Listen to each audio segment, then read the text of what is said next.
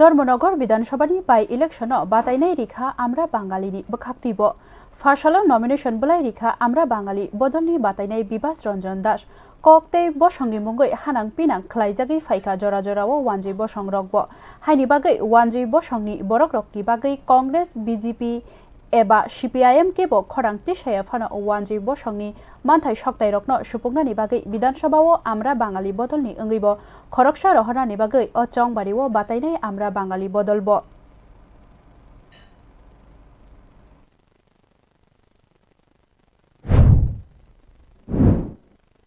হ্যাঁ আজকে আমরা বাঙালি দলের পক্ষ থেকে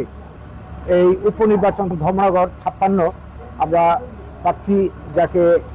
এইমাত্র নমিনেশন সাবমিট করে এলাম বিভাস রঞ্জন দাস স্থানীয় মানুষ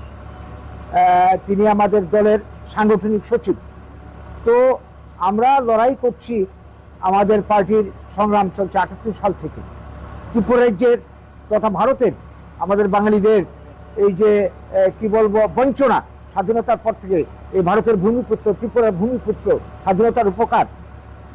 আমরা এই পর্যন্ত ত্রিপুরা সহ উত্তর পূর্বাঞ্চল সারা ভারতবর্ষে বঞ্চনার শিকার এবং গত এক বছর ধরে আমাদের উপর শুধুমাত্র বাংলা ভাষা আমাদের মাতৃভাষার পরিচয়ে আমরা আক্রান্ত হচ্ছি বিভিন্ন রাজ্যে বিভিন্ন আইনের মাধ্যমে এই রাজ্যে গ্রেটার ত্রিপুরার স্লোগান চলছে 80 জনের গণহত্যা আমরা বলি আমাদের পার্শ্ববর্তী রাজ্য অসমের বুকে এনআরসির কারণে 2019 সালে প্রায় 20 লক্ষের মতো বাঙালিকে কি বলবো বিদেশি চিহ্নিত করে এর মধ্যে অনেককে ডিটেনশন ক্যাম্পে ঠেলে দেওয়া হয়েছে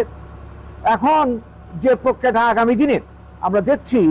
এই যে এসআইআর এর নামে নতুন করে যে জিনিসটা চলছে সমস্ত ডকুমেন্টস থাকা সত্ত্বেও নাগরিকার থেকে শুরু করে বিটিং আমাদেরকে বিদেশি চিহ্নিত করা হচ্ছে এই যে একটা রাজনৈতিক চক্রান্ত এর বিরুদ্ধে আমাদের লড়াই আমাদের অধিকার প্রতিষ্ঠার জন্য লড়াই আমাদের যে বঞ্চনা স্বাধীনতার পর থেকে এই বঞ্চনা অবসানের জন্য লড়াই আমাদের সাংবিধানিক অধিকার প্রতিষ্ঠার জন্য এই সব কিছুকে সামনে রেখে আমাদের পক্ষে কথা বলার জন্য আইনসভাগুলিতে কেউ নেই কোন দলের পক্ষ থেকে আজ পর্যন্ত কংগ্রেস সিপিএম বিজেপি শাসন আমরা দেখেছি এখনো দেখে চলেছি আমাদের কাছে কেউ দাঁড়ায়নি এই অবস্থার প্রেক্ষিতে